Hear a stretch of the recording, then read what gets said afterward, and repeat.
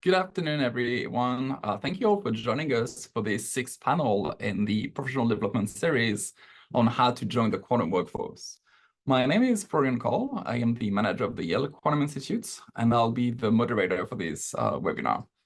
We created this series to share information on careers in the field of quantum science and information for attendees to learn from students, researchers in the field, to what it's like to work in quantum science, to get advice on navigating the various pathways, and to make educated choices for your future.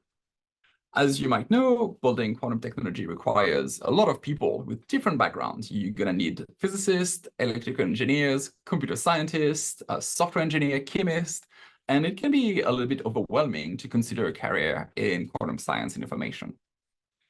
We already explored in the past many topics and levels, like how to prepare for college for high schoolers, how to prepare for grad school for college students, prepare for faculty position for postdoctoral students and senior grad students, and also how to prepare for jobs in startups and industry.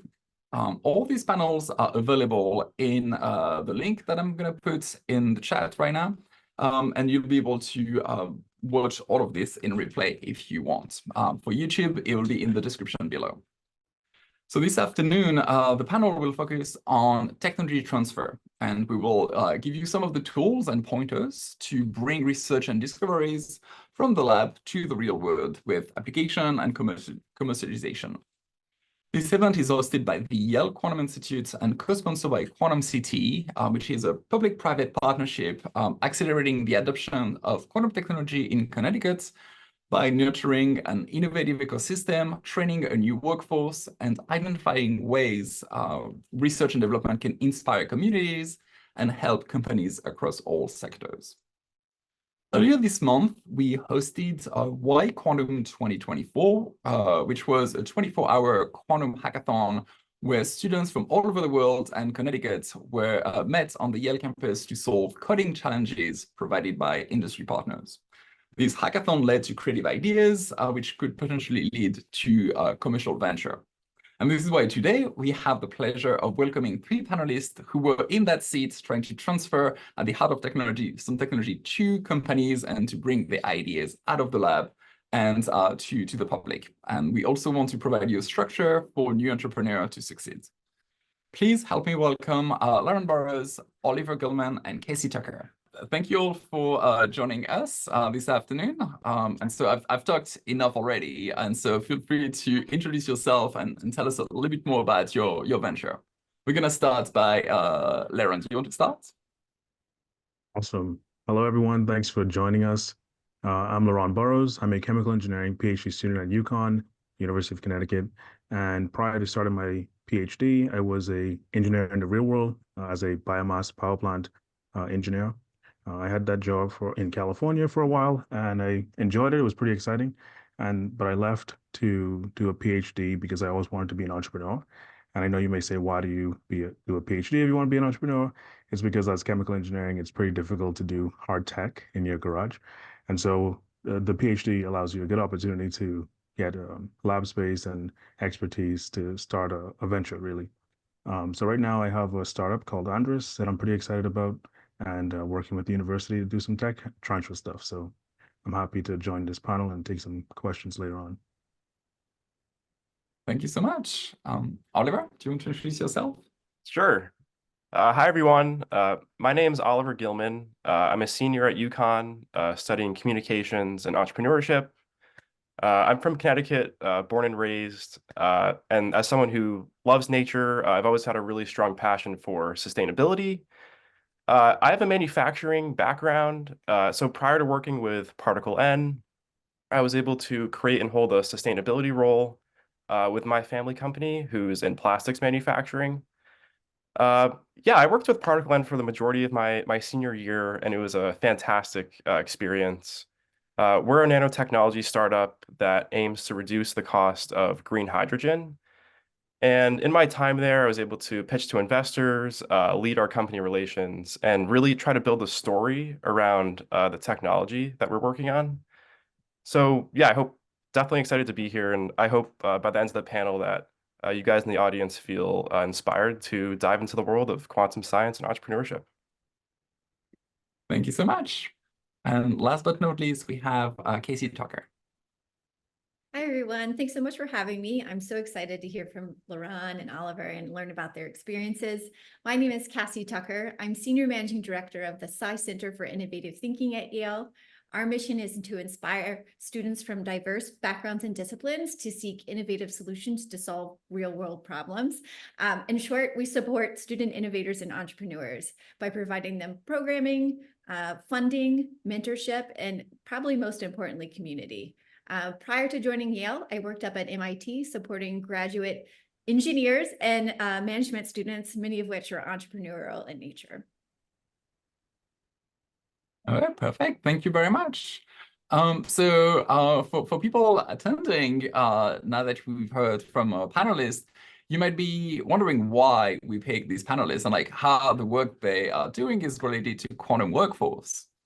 Actually, designing new chemical processes like Lauren is doing, or new materials like Oliver used to do, and molecules for drug development is a crucial driver of human progress. And doing that in the laboratory alone is very slow and difficult. And so we want to simulate this in classical computer, but it's really difficult due to the complexity of the molecule, because the chemical bond between all of these materials and molecules is basically a quantum phenomenon. And so one of the future possible application, and one of the first that would be the easiest to implement, is to use quantum computer to accurately simulate the new molecule, catalyzer, chemical processes, to help us better understand the process and maybe creating new materials like batteries or like different type of processes that we use, and usually that are using a lot of energy, energy and a lot of green gas emission.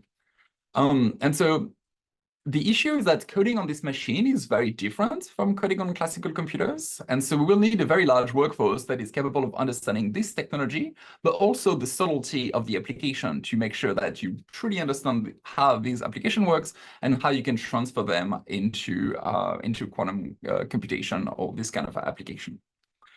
So I'm gonna kickstart the conversation with a few questions to our panelists, and in the meantime, feel free to use the Q&A feature in the bottom of your screen to ask question, and we'll take this question first. So first question, why are you interested in entrepreneurship? Like what is the reason that drove you to build a company or like join a company that will transfer that as opposed to just working in the lab? So maybe that's a question for Lauren and Oliver, maybe in particular. Whoever wants to kickstart that. I can get started on that one. So for me, the drive really is climate related. So there's a few technologies that already exist that can solve a lot of the problems with fossil fuels and the way we live today. But it requires some very young and passionate entrepreneurs to go out there and give it the old college try to commercialize it. And so it's really a high effort thing to do. And it was one of the things that I wanted to do whilst I still had the opportunity to do it. And so that's the big drive, which is, can we first develop the technologies and then provide the energy required to commercialize technology in a very difficult industry? And so that was the drive for me to start it, at least. Yeah, and I definitely agree with Laron. I've always had this passion for trying to help the environment, and that's really where my involvement in trying to be part of Particle Lens started from. Also, both of my parents are small business owners. I kind of runs in my blood. My great-grandfather started a company 125 years ago that's still being run today by my dad and my uncle. So it's in my blood, and yeah, I mean, as opposed to going to work for someone else and work for another company, you can have a really high growth and high impact business doing it yourself. Oh, that's a really good point. And actually, so it seems to be growing in your family. How does one start if you don't have a family? That like, what is the process? Can you run us through the process of like, how do you go from an idea to commercialization? Because I assume you don't wake up one day being like, okay, I have a company. Like, what are the essential steps that people should think about when they want to do this kind of action? It's complex, and I think referring to what you said when you opened, it takes a unique combination of people and different skill sets in order to bring something to the world. I study communications. I'm not a scientist, but it's people that have to work together in these different disciplines to really bring something out. So is there a structure that can help? Like, how does one decide? Like, I think once you have your drive, once you identify your ideas, what could be a process, or like one idea, or like one structure that helps you, or that can help people to sort of like concretize this complex venture? That's a good question. I think the structures can definitely look different depending on what you're trying to build. But I kind of just go back to yeah, I mean you need to have a team and people behind you that can then help you build this up. I could jump in on that. So Yeah. for me, it really was beneficial to go through a PhD because you have the opportunity to take a deep dive into an industry or a problem. In my case, it was a production problem, which you then learn about the industry having a very large global warming problem. Um, and the structure there was really saying, okay, well, for ammonia is a commodity. It's a chemical that a lot of people use in different markets. How do you now produce a green or cleaner ammonia process? And once you can, what can you do to bring that to market? And in my case, bringing it to market would be mostly just getting the economics low enough for it to be adopted in a commodity market.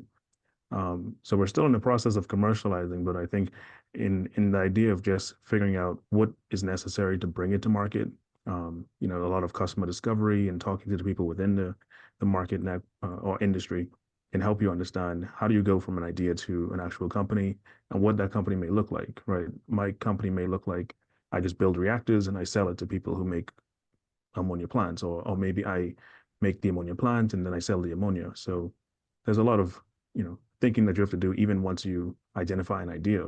And I think customer discovery and a lot of research and study can help you get a path that you can go to market with. And speaking of market research and all of this structure, Casey, do you have any advice on like who to talk to and like how to do that kind of groundwork before? Because I know that from the UConn side or the Yale side, or I'm pretty sure anywhere in the US, there's structure that can help you to do that. Do you have any advice for us? Yes, you're exactly right. So the innovation and entrepreneurship higher ed ecosystem has really blossomed over the past, I would say, 15 years. So a lot of universities such as UConn, such as Yale have dedicated centers or initiatives that are just targeted to help student entrepreneurs. So when you're talking about the pathways or the steps from going from idea to commercialization, those folks are great resources for educational opportunities, mentorship, network expansion, and funding, which is important when you're trying to do MVPs and things like that. Beyond your campus, there are other organizations that are really wonderful and excited to support, especially STEM entrepreneurs. VentureWell is a great organization that many of the resources can be accessed remotely. Again, they offer educational support for both researchers, faculty, and students, which is a wonderful community. Again, talking about the village of, village it takes to commercialize an idea.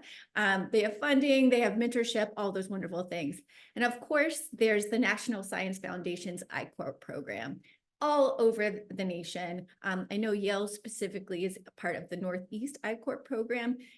Really, and so is UConn as well. Oh, it's UConn as well. Wonderful. Recently, Wonderful. yes. Of course they are, right?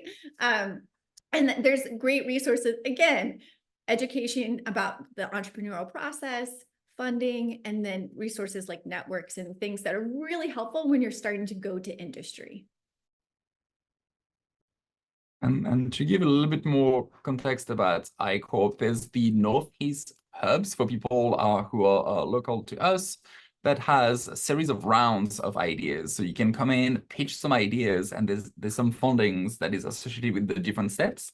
I'm putting that into the chat so people can have a look and learn more about the kind of activities that the iCorps Hub can help develop. Because you can go with an idea and then help building onto this if that's helpful. But I do think mentoring is probably one of the best way to succeed, because bouncing this idea with someone could be something helpful. Oliver or Lauren, do you have any? Did you find a mentor to help you, or do you have a relationship like this, like a professional relationship with somewhere that was helpful to you? Yeah. If you want to commercialize, it definitely is going to take a big network of people. And we've been so lucky to have amazing mentors. And they come from all sorts of places. It could be the UConn School of Business. It could be UConn TCS, Technology Commercialization Services. Or it could be you meet someone when you go out and pitch that ends up being a really meaningful mentor on your journey. And looping a little bit back to the last question, we chose to take the path of manufacturing our own nano powder. And, that's not, sometimes, you could take the technology and sell it to a larger company, but in that sort of gritty path we chose to take, yeah, there's been great mentors from UConn and even outside that pitch competitions. Me, I would take a different spin on this. Yes, I've had a lot of mentors on this, but also there's a little bit of education that you have to do before a mentor becomes very, very helpful for you. And you could get mentored from basically books and the authors of certain books. And if I can, I would say like a book like The Disciplined Entrepreneurship, Lean Startup, 0 to 1, Startup Owner's Manual by Steve Blank. If you were well versed in these books, you're probably going to be more useful to a mentor, and you can know which questions exactly you want to ask to a mentor, where they can help you with. I have people who have been mentors who are somebody who's been in the agricultural startup realm before, somebody who's been in the venture realm before, someone who's been in the investor space or previous founders and exiting a few companies. But each one of them, they play kind of a different role as I'm looking for them to ask and answer certain things where they're more like expertise in. But the real foundation of the mentorship comes from that education of these books, where so much knowledge is provided by these great authors that you could really get a good foundation, even if you're not able to access them, a network like VentureWell or the others right now. Yes, yeah. So you agree strongly on this. Is there any other resource that people should be aware of before they reach out to someone? Because I think when you develop a new idea, a new project, something that happened is that Google cannot help you anymore. Like you cannot ask the question and then get the answer, because you're really at the cutting edge of things that human knowledge is not there anymore. And so finding someone and say like, hey, what's the answer to that question? And they don't know anymore. And so I think it's building a relationship and trying to help each other. Is there any other resources that could be helpful? I was nodding furiously to the book list that Ron was sharing, because Obviously.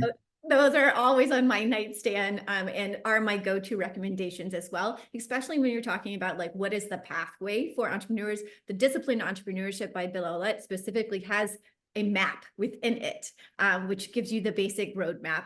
It changes for every entrepreneur, and Bill references there's lots of loop-de-loops within that journey, but definitely talking about that.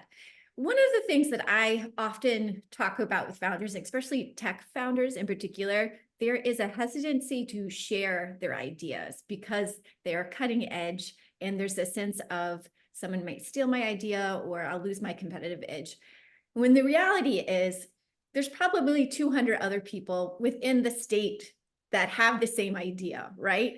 And what you're losing by not sharing that idea is the opportunity to get buy-in from a key stakeholder who can advance your idea at the right time for your venture. So my advice is be an open book. Talk to everybody in an elevator. You better elevator pitch. Like don't be afraid to talk about every idea. They don't have to be scientists. They don't have to be a technologist, because they may not have the exact skill set or knowledge or resource that you need at that time, but they probably know somebody who does. And humans, in my opinion, are good, naturally good. So they want to help you and would be excited to make those connections. So when in doubt, talk about your idea. Don't be stingy. Yeah, that's a good point. And also, I think there's something really good about talking to people who don't know anything, is that you are forced to explain in a very simple way your ideas, and you will also find like a better understanding, I think, if you can make it in simple terms and explain a very difficult concept like catalysis or doing some chemical process. I think it's something that's very valuable. And maybe there's a rich uncle somewhere or aunt somewhere that can like be your first investing angel. So we're talking about the roadmap of this. Is there I know depending on the type of company that you want to build, or the type of idea you want to commercialize and transfer and make it available for the public, is there any key roles that you should always have, no matter what the type of job is? Like I'm thinking like accounting, like I'm thinking maybe so like a chief operator. Like who are the key factor, or like the key role, or like the key task? Do you have a general ideas of that to help us a little bit? Like we need to meet with people and have a team. Who will be the key player of a team? And any of you can try to figure out. We can brainstorm together. Like what would be the ideal team for general tech transfer? It's such a fun question. I mean, based on my experience, there's always going to be the founder, who has created the technology and labored over that. And then you need a business executive overseeing, that path to commercialization, what that's actually going to look like. And then there was me, who was pitching, communicating. It's hard to tell someone about something so impactful, but they don't know what it is. And I think each person on a team should always have the ability to pitch, like even just a quick 60-second elevator pitch, because you have to be able to communicate what you're doing, and even the accountant on the team should be able to do elevator pitch. But yeah, I would definitely say you need, as you get along, accountant, sales, marketing, you'll need all that stuff. But we were definitely wearing many hats at Particle N. I'll say for me, as a person still building a team and looking to expand, as the founder, you essentially look for positions that you feel like, okay, I'm not as competent in this, and I definitely need an expert to do this well. I don't need to get a CPA to try to do my own accounting. I need to get a person to do that. I don't need to learn as much as I need to for it. Especially additionally with the legal part of it, there's certain things that you should say as a founder. I'm definitely not going to start from zero on learning a new skill. I need to hire this in, especially if this is something that's recurring. Sometimes you can outsource a lot of the early stages of the business, but you definitely want to start bringing people on with skill sets that you definitely don't have, and then also with skill sets that complement you as you build out your team. So more R&D, more business development people to assist with commercializing the idea as well. I'll just add to that and say it's not only the skill sets that you don't have, but it's also the skill sets for the things that you do know how to do, but you don't have time to do it because you're too busy focusing on this really important thing as CEO, founder, whatever your role should be. So that's something to think about. The other thing, I have a different approach, perhaps. Like it's not a one size fit all model for teams. Teams need different people at different stages. So my advice is always thinking about the objective this year, 3 years, 5 years. What are the skills you need to meet those objectives? And then going through the rubric. Do I have those skills? Yes. Okay. Do I have time to do that job? No. All right. Let's hire for someone for that. The other piece of advice that I often hear, and I agree with, is hire slow, fire fast. You spend a lot of time with the early stage team together. So you need to make sure that you have a shared vision and shared values set, so that when things are hard, you're all aligned and making decisions together that are going to move the venture forward in a positive direction. If I could just add to that, I really agree with that. And if you are going to be a student entrepreneur and founder, you have to start thinking like that CEO to say, yes, I can code, for example, but is this the highest value use of my time right now? Me coding the full software, or me, doing the experiments. And I think for me, it's going to be a while until I touch a test tube again, but that I'm going to have to accept that, knowing that I'm going to be the CEO who hires competent people to do that part of the job. So I just wanted to add that as a perspective from the student. That's a very interesting point. That's the idea of like touching a test tube and like doing the actual research that led to the idea or the project. How do you cope in this shift of job? Because you've been trained as someone who like to do all the experiments, and then you're gonna certainly not do that anymore. Is that something you're happy with? Was it a nice change, or is it a surprise halfway through? Like, how do you deal with this? Well, my quick analogy is, it's like if you're driving in a car with somebody else and you feel like, oh, I wouldn't have taken that turn, or I would have dodged that pothole, right? You have to remember that you're going to get to the destination. You're not going to drive, or they're not going to drive like you're going to drive, but you're going to get to the destination. And so if somebody comes in, they are a little bit different in the way they handle chemicals. So long as it's safe, you know that we're going to get to the destination. And so you can't really nitpick and micromanage them to essentially be a carbon copy of you, because I think you're going to just get a headache in trying to do that. So long as we meet the milestones and get to the destination, I'm okay with it. And I think student entrepreneurs, technical, should be able to be okay with that. You.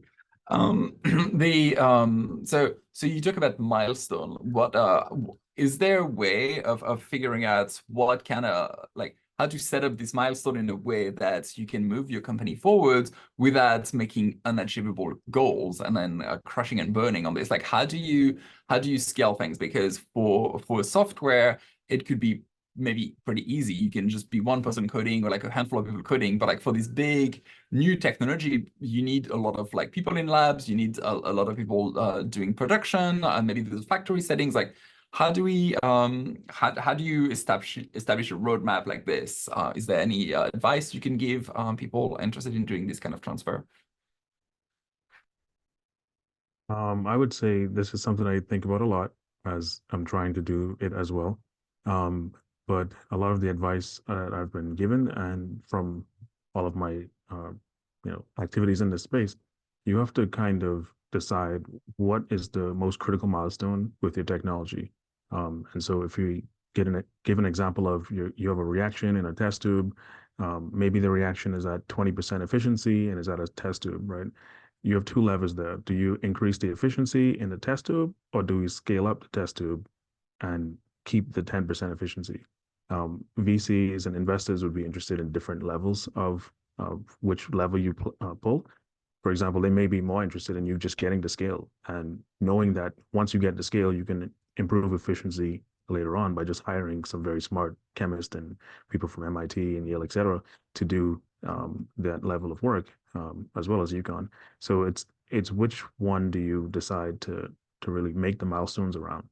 But you should also try to pair it with your investment level and then your team as well. So if you know that building a plant, for example, if I build a plant that's going to require multi-millions in dollars and probably a team of 50 people with other contractors, that's probably not the milestone for day one. Maybe the milestone for day one is we increase the size of the reactor. We demonstrate that reactor with somebody who's interested in purchasing ammonia. We slowly and very cautiously scale the technology because you don't want to crash and burn. And hard tech is hard, and as you know, it's going to be difficult, but you can do some things to reduce your risk of failure, which is just being more smart with your milestones and how you scale your technology out of the lab. And with limited resources, I mean, you're totally right. It's about picking a small number of milestones you want to focus on and just executing. I know at Particle N, we were pretty much setting pretty big, ambitious goals, and they weren't always being met. And I think we all took a step back at some point and said, hey, like, let's break it down to steps. And, and you can't always predict things 2, 3, 4 years ahead. But you can definitely come together as a team and, like Lerone said, just really focus in on a few key things. Okay. Thank you very much. And so yes, definitely, like, making technology is hard. Is there a way that, like, what kind of how do you cope with this? Because it must not be easy every day when you have to go through such like an intense program, and this is going to be your life goal. Like, is there any moments where you're like, okay, this is like, how do you deal with this kind of pressure? Is there any advice or any details on this? Yeah, I think passion is totally the answer. In any hard time or hard moment, I was just so passionate about our technology and the impact it could have. I could always bring myself back to a place of like, okay, I'm doing the right thing. It's gonna mean something to someone else, and you kind of have to be selfless in a way like that. You got to put your own stuff aside for the better being of the company. But at the same time, you have to take care of yourself. And I'm sure Lerone knows as a founder, if you're not good yourself, then you can't go off and do big things. So that's kind of what I'd have to say for that. Just to add to that, I would say that chemical engineering is not easy in general. So there's not many easy options as a chemical engineer or somebody who's going to do hard tech. And if you have to go into it knowing that this is going to be difficult. Some experiments are going to fail, some things are going to become difficult, and the pressure is going to come on. But you have to, like, as Oliver said, look at the vision, look at the greater mission, and have that passion and say, listen, we're going to get through it, and we're going to do this for the greater good, really. Yeah, I see you're working at SciCity on the, like, helping students entrepreneur kind of things. Do you have any advice on, like, the how to bring people together in this? Because there's a lot of mentorship happening, and I'm sure this is the kind of topics that are discussed daily in your center. What are the what are the piece of advice you could give to people regarding, like, when things get hard, like, who to bring along, and, like, how to help you, because you're not on your own. Like, there's a lot of structure everywhere, and, like, how do you access those? Yeah, this is something that we talk about at SciCity quite a bit, the founder's journey, and the highs are really high and the lows are really low. And honestly, I think Oliver and Lerone probably would say it. If someone told you everything you would have to do in order to actually successfully launch your business, you'd probably say you're crazy, and no, I'm not going to do that, right? Like, it's the amount of work, the effort, and the unknown is it's a scary thing. So for us, it's mental health is a very important topic that we talk about with all of our founders, and in pretty much every program that we do around venture development. And that looks a little different for other folks, but some of the key themes that I've seen founders use to keep themselves healthy and happy during this really crazy journey that is startup life is having friends that aren't founders, having friends who are founders, who know, sticking to a routine, which sounds bizarre, but there's so much that founders can't control, that by controlling their daily routine, whether that be getting up in the morning, going for a run before opening their inbox, or taking that 15-minute mental break, is crucial for just that day-to-day grind to get over humps and obstacles. And then I sound like a broken record, but talk to other people. So your mentors, your friends, your family, they all are there to support you, and they may not know your journey fully, whether they're your founders or not, but it's one of those things. Sometimes founders can feel very isolated and alone in their journeys, and it doesn't have to be that way. Yeah, thank you. That's very helpful. And so hopefully the people who have the ideas and want to transfer this have the passion and the drive to help on this. But I think it's important to know that it's not going to be the easiest path. And I think being prepared for adversity is pretty something that's very nice. I think it's very similar to start long studies. Like when you go to school, you don't really know what opportunities are gonna become, and so if, for example, for in my case, if I had known that I would go all the way through a PhD and all of the hurdle that you have to go through, I think it's very similar, and it's pretty similar also in jobs when you go to different big projects, like knowing that you have to go through and being prepared is, I think, a pretty good thing. And speaking of, we have a question in the chat for international students that are trying to access all these resources and education. Do you have any ideas? And I think I'm not sure we can answer right away for like international in particular, but is there any incubator or fundings or education that was helpful that was that you could tap in and maybe talk to other founders on? And is there like founder happy hour or this kind of things, this kind of element that can help you learn about all the resources? I would say I'm an international student myself, so it all depends on your level of visa status, but definitely start with the conversation with your school's international office, which will give you a pathway on like where you can go within the university or outside the university, and how you can navigate such a much more difficult time.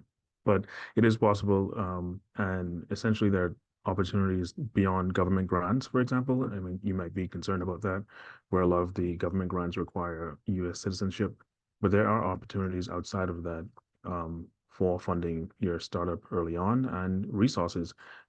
Like for example, VentureWell, there are a lot of resources that are online that are non-affiliated with your citizenship. And so there's an opportunity for you still to participate in the very treacherous journey of entrepreneurship. I'd also add, check out Unshackled Ventures. Their whole mission is to support international entrepreneurs. All right. And yeah, talking in terms of, I think it was funding, was that a part of your initial question? Yeah, we had gone through CCEI. They've been a fantastic resource. We did an accelerator program in which we got some money there. But like Laron said, we were in the process of drafting our phase 1 SBIR grant through the NSF.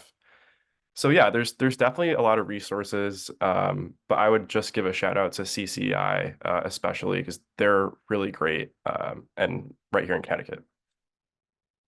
Oh, thank you. And speaking of funding, we have another question asking, getting investments is already difficult enough. And so how do you keep the funding when things are being more challenging? Like, what advice would you give to people when the results of your research and development does not make the investor happy? How do you combine poor results, or like not poor result, but like result that does not align with either investor having too high of hopes, because we hear often the term of like fake it until you make it. But I think in terms of big technology transfer, the faking it is really difficult. I don't think that's the right route. And so how do you reconcile these two things? For me, this really strikes a chord, because one of the things that is my core value is honesty, and I'm pretty honest with the state of the technology, the risks that are ahead, and the way I communicate that. And so I think the people who are interested in investing in the startup is already aware that this is the state of the technology, these are the technical risks, and this is an opportunity that things may work out or they may not work out. And so long as we go into it knowing that we're not going to oversell the potential, because it is an experiment, and if we knew the results of an experiment, we probably wouldn't have done it, right? So just going into it, very honest with the parties that, listen, this is a experiment. We're going to give it our best effort. We're going to do our due diligence with the experiment. And if it turns out that it, for example, didn't work, maybe, just provide a future plan on how do you intend to mitigate it? What things have you learned from this experiment that you can move forward on? And I would also say that the startup world is a little bit different than research, where if you do have a startup with a great idea and the technology just doesn't work out, it's okay. You can start another startup, right? The startup world is flooded with founders who had multiple companies that failed and then started again. And it's okay to communicate that failure well to your investors and your parties, letting them know that, hey, I did my best. The technology just wasn't ready at the time, and maybe we need to accept the reality here, opposed to spinning it in some other way that becomes dishonest and just found out again, down the line. So that's my advice I would give. And so just lead with the honesty, understand that a failure is acceptable in this realm. It is hard technology, it is research. So long as you give it your best try. And just to add on to that, someone told me investors don't really invest in your technology, they invest in you. And I think honesty is such a key pillar to even get interested from investors. But yeah, investors know there's a certain level of risk, but it's that trust they have between you and them that allows them to make that decision. Cassie, do you have any stats on or numbers or figure that you know about, like the number of, like the average number of startup that people are working in, or like the number of failure versus the success story? Because we sort of know all of the big ones, like, oh my God, they're making millions and millions of dollars. But like, do you have any sense of like what are the ecosystems and what's the ratio, more or less? I don't, because it's so massive, and it's also, you'd have to go down through so many layers of defining what is a startup and venture and things like that. But it'd be a really interesting research study. Let me know when you have that going. Yeah, well, somebody maybe somebody listening to this video might be interested in having a review paper on this on these things. We are almost at the end of the time. So maybe one thing we could do is we could have around the panelists and have 1 or 2 minutes each to like talk about what kind of the last advice, if you have anything that you haven't mentioned, or anything, or any concluding thoughts on this. And then we can adjourn the panel if you want. Who wants to start? Yeah. So find something you're passionate about. I feel like that's been a kind of an overlying topic here. But find something you're passionate about solving and just dive in head first. And you don't have to know what's going to come ahead. But again, being in my major, people are like, what is that? I don't even know what that is, but how are you going to get a job? And I just said, look, if you answer and follow your dreams and passions, you can use whatever you're doing right now as just a tool to get you to where you want to be.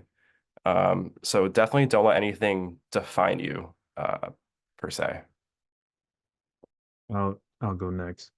I'll take my time to kind of motivate the student entrepreneurs or potential student entrepreneurs, especially those interested in climate and quantum as well.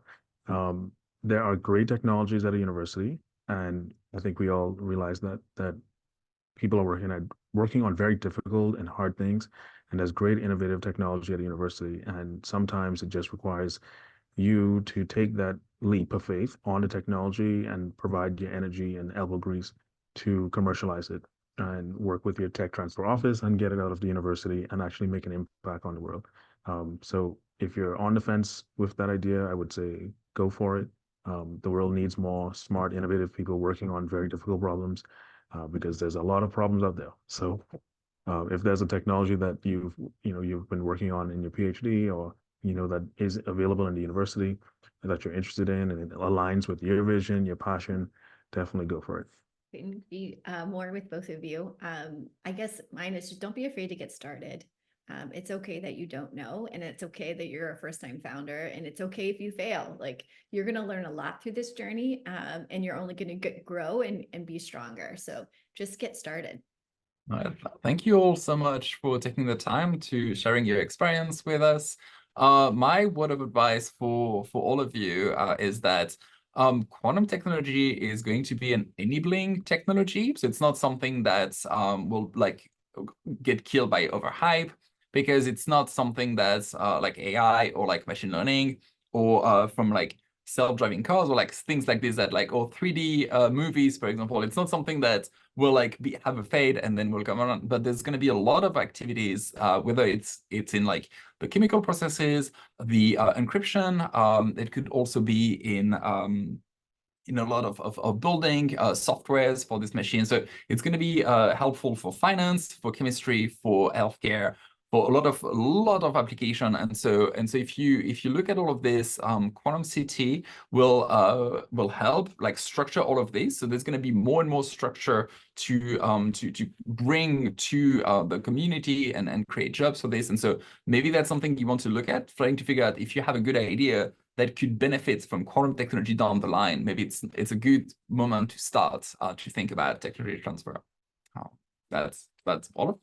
Well, thank you so much for taking the time. And if you have any question after this, feel free to reach out to any of us, and we'll be happy to answer all of your questions. Thank you all. Have a good afternoon.